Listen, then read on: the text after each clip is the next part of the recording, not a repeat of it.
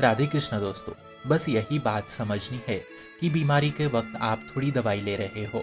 दवाई लेना न लेना, बीमार होना न होना, ये शरीर का क्रम है। पर हम है भगवत मार्ग के पथिक, जहाँ शरीर एक असत्य मात्र है जिसको हमारी आत्मा ने स्वीकार किया हुआ है अज्ञान के द्वारा।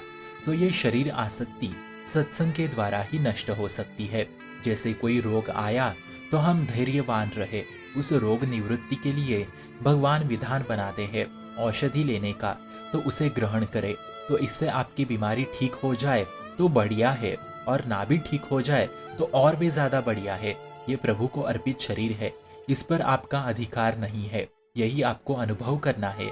आपने अपने आप को इष्ट चरणों में अर्पित कर दिया, शरीर का समर्पित कर दिया, तो अब उसमें बीमारी आ रही है जिसको दवा दी जा रही है, आंखें जा रही हैं, पैर जा रहे हैं, इलाज हो रहा है, तो ये सब लीला शरीर की हो रही है, आपकी थोड़ी हो रही है।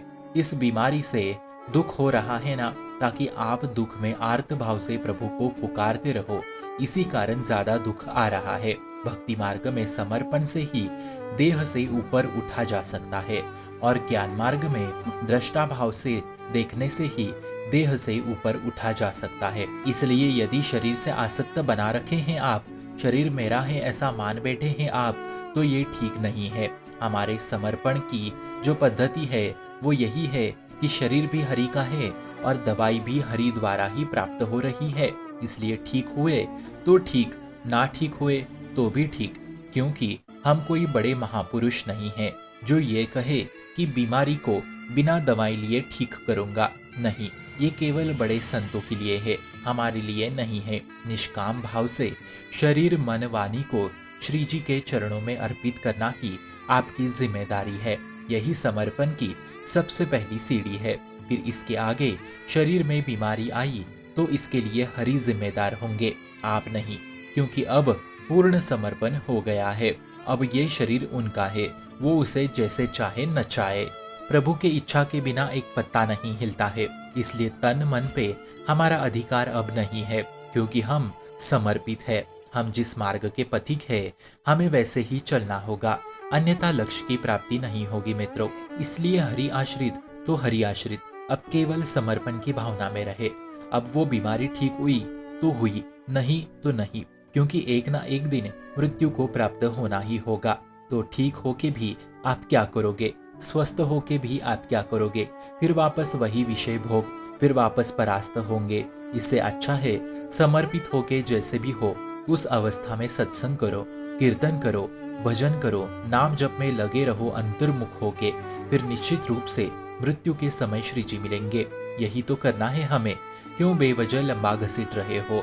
हमारा समर्पण का मार्ग है, ये शरणागति का मार्ग है। हमारे में कोई इच्छा ही नहीं होनी चाहिए, ना किस बात के लिए ना होना चाहिए, ना किस बात के लिए हाँ होना चाहिए। बस फिर इच्छा रहित जीवन ही भगवत जीवन है। इच्छा को प्रभु में समर्पित करना है। जोई जोई प्यारो करो, सोई मोही भावे। जो प्रभु करे वो ही ठीक, तो समर्पण हो जाए, बस इतनी खास बात है। कोई विचार नहीं मन में, कोई प्रश्न नहीं मन में, बस यही कमी रहती है हमारी कि हम कुछ छोड़ नहीं पा रहे हैं। ठाकुर है हमारे लीला बिहारी, फिर बस समर्पित रहना। फिर सच्ची कहते हैं, फिर कुछ हो आपसे या ना हो, लेकिन भगवत प्राप्ति निश्चित रूप से होगी। कुछ करके आज तक कोई कुछ प्राप्त नहीं कर पाया है।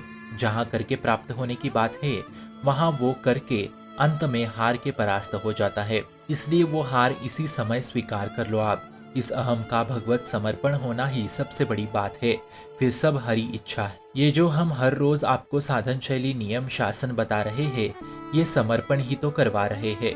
स्वार्थी बनो, स्वार्थ माने जिससे आपकी आत्मा को परम सुख मिले। इसलिए सावधान रहे, जो कुछ होवे वो सब कछो बिहारी कृपा से और बिहारी से ही होवे। शुभम भवतु कल्याणमोस्तु। भक्ति का प्रसार करने हेतु इस चैनल को अपने मित्र और परिवार संग शेयर जरूर करें, और भक्ति दृढ़ करने हेतु इस चैनल को सब्सक्राइब करना ना भूले। राधे राधे।